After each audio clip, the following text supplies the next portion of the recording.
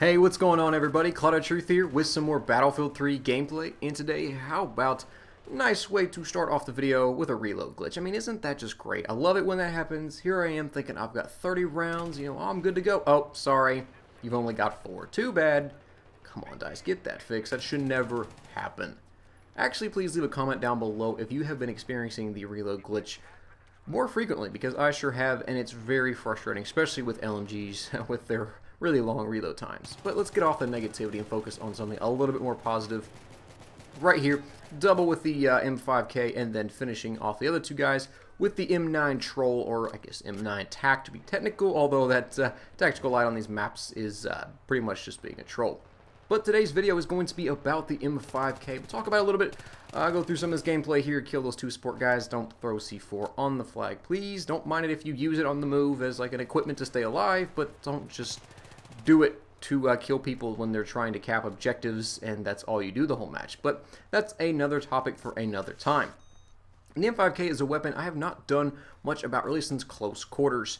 If I recall correctly, it was really right when it came out and I unlocked the gun. That's when I've done a video about it. Since then, I don't think I have. Please leave a comment if I am forgetting a video. I feel like I remember all my videos pretty well. Although my memory is not perfect, obviously I am human. So please leave a comment correcting me if I have perhaps done one since then. But some of you guys have been asking me in the comment section to do a video about the M5K. It's like, what are your thoughts on it now, especially after the gun was buffed and kind of tweaked with a little bit more? And I was like, okay, fine, I'll use the gun, because before, obviously, when close quarters came out, the M5K didn't have much going for it. It didn't have anything that separated it from other PDWs to make it really... It didn't shine in one particular category that many of the PDWs that do. So it's just kind of, this gun is, why would you use it? You have the MP7, P90, which fire, in a sense, the same fire rate. The MP7 is a little bit higher at 950, but the M5K at 900 was very good in that category, but it just didn't really have anything going for it. Damage wasn't that great, reload time is pretty long, magazine's pretty small, even with the extended mag, so it's just like, what's so good about this weapon? Well, DICE finally decided to buff it. They increased the max damage to 25, which is definitely a plus, and it makes this gun pretty nasty. This is a nasty little booger right here. It will take you out, and these are peas that this thing shoots, but these are lead-filled peas, and they will drop you no problem. So this weapon is a close quarters beast with that high damage, and combined with a 900 RPM, very, very fast as far as time to kill. And many people have kind of coined this gun, or it's been floating around, I guess, on YouTube a little bit, basically like the mini AEK, which it really is. And in terms of close quarters, both have the same fire rate, same max damage, and it's just a little beast. And that's really what this gun is. It's good at close quarters. Comes up to range, the damage on it is just not good. I think it's like 13 or 12.75. I haven't looked at the stats real recently on it. Kind of just going off a little bit off memory here, although I can check real quick. I think it's... yeah, 13.75 for the minimum damage on it, so it's not that good. Still higher than both the MP7 and P90, which are only 11.2, so it will get more kills than those two guns when it comes to range, but for the most part, stick to close quarters with this weapon. Now, if DICE buff the M5K so much, make it very accurate, really good hip fire, although it is not quite as good as the MP7 and P90, what is it about the gun that makes it not just so good to where it's just absolutely amazing and way too overpowered? That's the recoil. The recoil on this gun is horrendous. I mean, it's just terrible. It's just really bad. The .25 vertical recoil, that's not bad. That's something you can deal with. But the side-to-side recoil equals that almost of the M240B, which, for you guys know, I've done so many videos about that gun. That weapon is a .5 left and right pull. This weapon, the M5K, .48.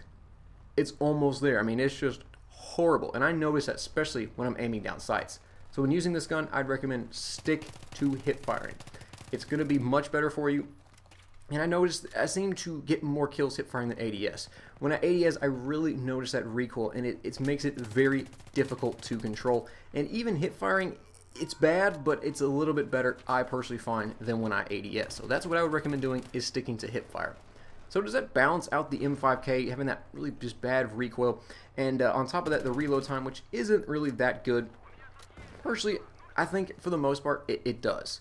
Some people would say no, some people would say yes. I think it kind of does, because the MP7 fires at that very fast 950 RPM and has the 40 round mag. The P90 fires at 900, and they both, MP7 and P90, do a little bit less damage than the M5K in terms of max and minimum. but it has that 50 round mag, which is a lot of bullets. The M5K with the extended mags is only at 30, so that combined with that 25 900 RPM and just increased recoil really I think helps balance out the M5K and makes it separate from those three weapons, and one PDW that many people would consider to be the top in the class, and you can definitely make an argument for that.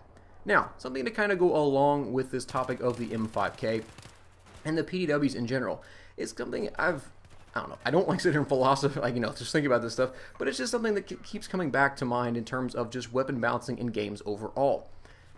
As you guys know, in Battlefield 3, we have a lot of weapons. There's a ton of guns, and they all have to be balanced in a way to where they each do something better than the other weapon. Like one specific thing, whether it's reload speed, whether it's accuracy, whether it's recoil, spread, anything like that. They've got to do something, or else it's just being redundant and you're making the same weapon over and over again and no one's going to use it.